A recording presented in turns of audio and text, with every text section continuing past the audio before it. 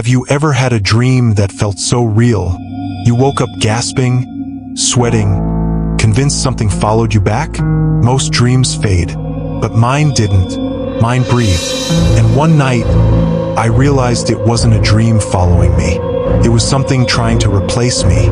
My name is Ian, and for the last 3 months, I've been afraid to fall asleep.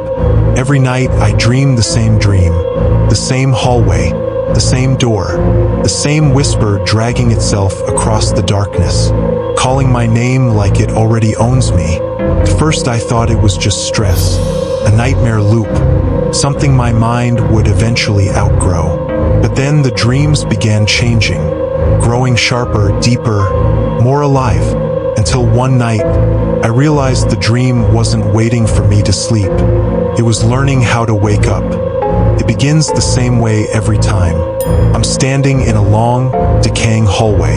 The wallpaper is peeling. The lights flicker overhead. The air smells like wet soil and rust. But what terrifies me most is the silence. A silence so heavy it feels like it has weight. At the end of the hallway is a door.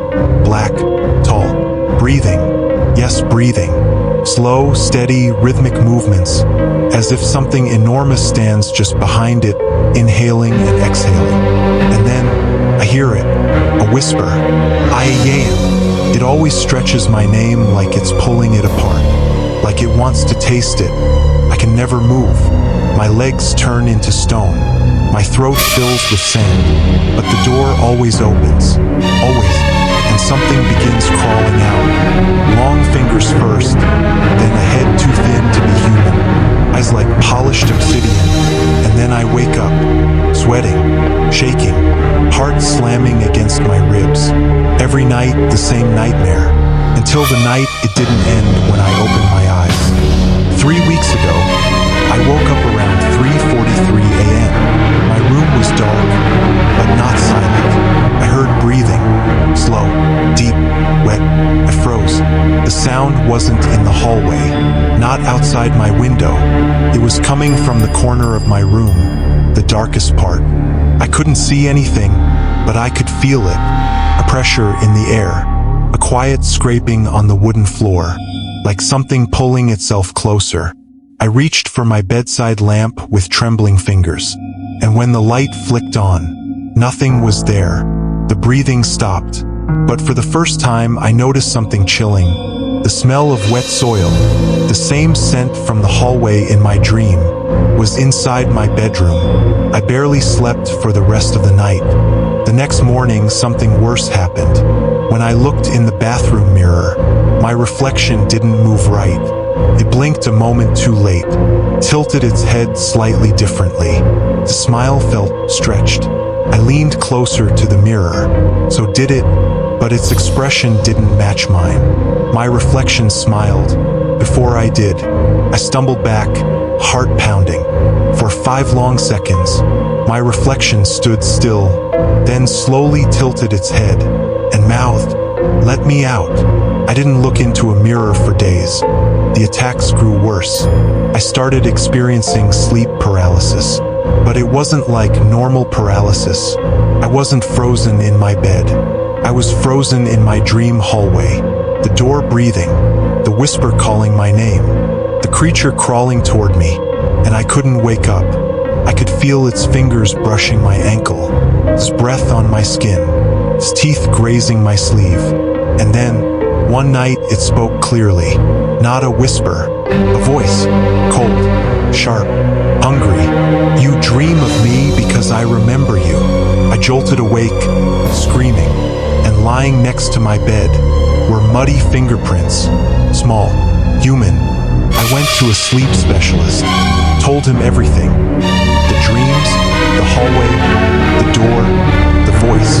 He didn't react, not at first, but when I described the breathing door, his face turned pale. Then he asked one question, "Has it touched you yet?" My mouth went dry. "How do you know that?" I whispered. He shook his head. "I can't explain. Just tell me, has it touched you?" "Yes." He closed his notebook. "You need to stop sleeping alone. If it touches you 3 times, it will take your wanted to laugh. I wanted to call him insane. But the look in his eyes was not insanity. It was fear. A fear older than science. Older than dreaming. He wrote something on a card and pushed it toward me. If the dream bleeds into your waking hours, call this number.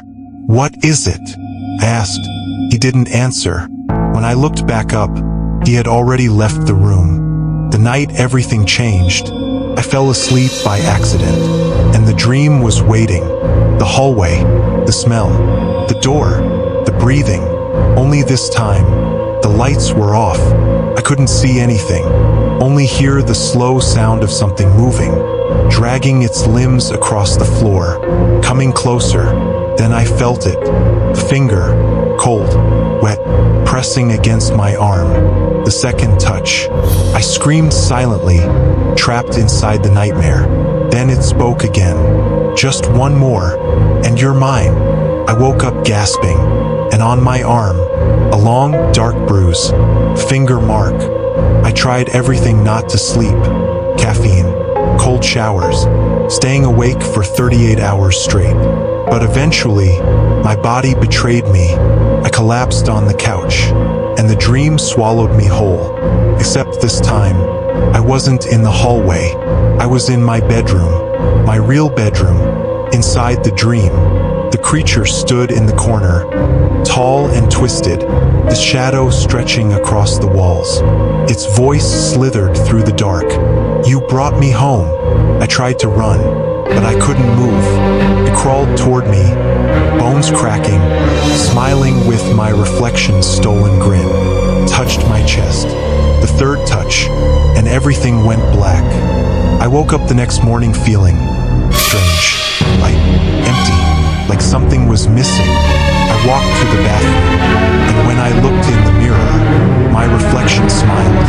But I didn't. It mouthed two words, "Thank you," and then it blinked, a moment too early.